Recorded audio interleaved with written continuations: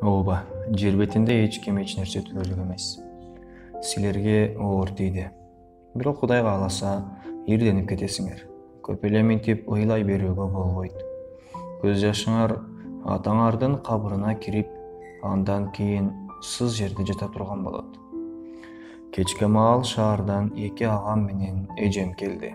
Бирөөлөр аларга окуу жайы аркылуу кабар берген чыгар. Кайтыш болгон адамды бир түн үйүндө кармоо керек экен. Түндө атамдын бейитинин жанында айылдын сакалдуулары топтолду. Балдарга кайтыш болгон адам менен бир үйдө уктоого болбогондуктан бизди карама каршы жайгашкан үйгө алып кетүүнү чечишти. Мен коңшу үйгө барууга каршы болдум. Анткени атамдын өлгөндүгүнө али ишене албай, анын жанында болгум келди. Жакшы уулу атасынын жанында калса болот дешип, аксакалдар мага макулдугун беришти.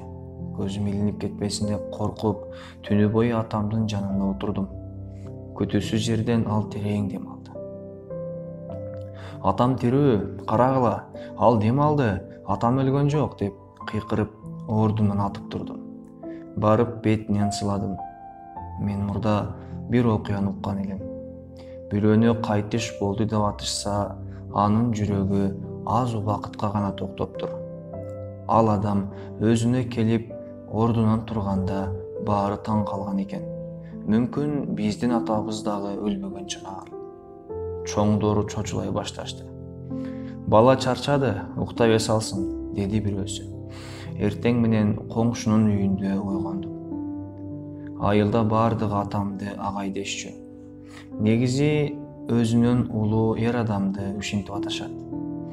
Айылдын аксакалдары да аны энем дебей агай дешет. Анын да себеби бар эле. Атам техниканын тилин жакшы билет. Бир күндүн ичинде трактордун бир бөлүгүн калтырбай чачып таштап, эртеси кайра чогултуп коет. Өзүнө өтүнүч менен кайрылган адамдын эч качан аянып көргөн эмес. Техниканын бузулуш себептерин такдаана билип, жумалап туруп калган тракторлорду бир күндө калыпка келтирип оңдоп салчу. Бир жолу атамды колхоздун башкы механиги кылып дайындашат. Жумушуна ак кийим кийип чыккан экен. Караса, жаш механик өзүнүн тракторун оңдоп жатса керек. Атам ага керектүү бөлүктү кандай туура чечип, кайра жайгаштырып бекитүүнү көрсөтүптүр.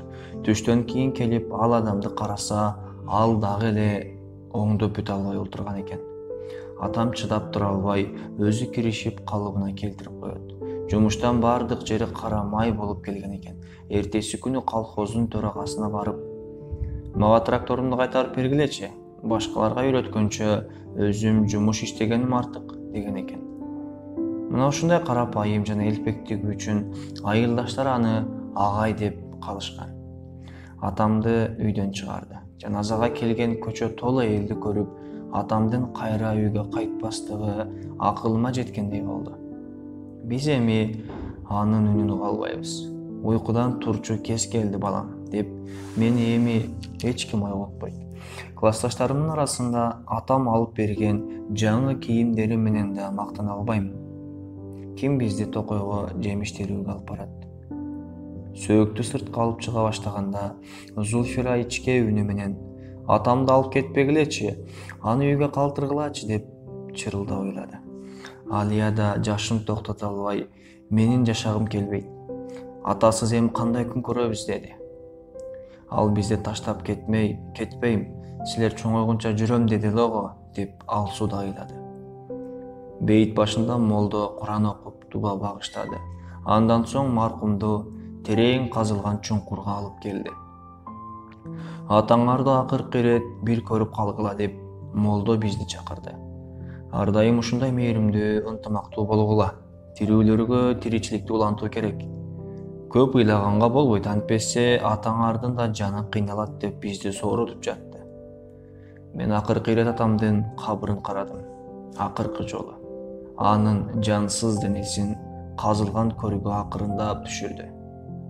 Атакем, деп мен эмес, жүрөгүм бирге жулунуп кетип бара жаткандай зар какшадым.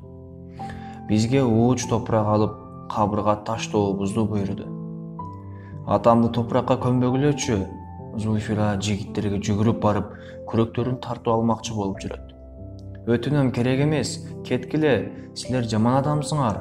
Апабызды да силер көмүп таштагансыңар. Мен билемин, бул жактан эч ким кайтып келбейт. Ал кичинекей колдору менен жигиттердин күрөктөрүн тартып алгысы келип жүрөт. Аны кабыр башынан алып кетейин деп бирөөлөр аракет кылса, Зульфира колунан чыгып кетип, аз жерден чуңкурга түшүп кете жаздады. Чоңдор аны араң дегенде кармап калышты. Атамдын кабыры бат эле үймөк топуракка айланды. Аны жыгачтар менен курчап койду. Бул адам тирүү кезинде кандай адам эле деп молдо салт боюнча жыйындагылардан сурады. Жакшы деп бардыгы бирдей жооп беришти. Агай кайрымдуу, ыкыластуу адам болгон. Жаны жаннатта болсун, топурагы торку болсун, бейиштен орун алсын. Эми кадырлуу калкым, үйүңүздөргө кайтыңыздар. Бейит башында көпкө турганга болбойт деп молдо сөзүн корутундулады. Жетөөбүздү мүрзөдөн алып кетүү кыйын болду. Биз ал жерде айлана туруп, ыйлап сыктап күйүткө түштүк. Кичинекей Зульфиранын күйүтүн көрүү баарыбызга оор болду. Бул жерге атабызды кандай таштап кетебиз деп өкүрдү ал. Ага, бул жерде коркунучтуу. Ким ага дарысын берет?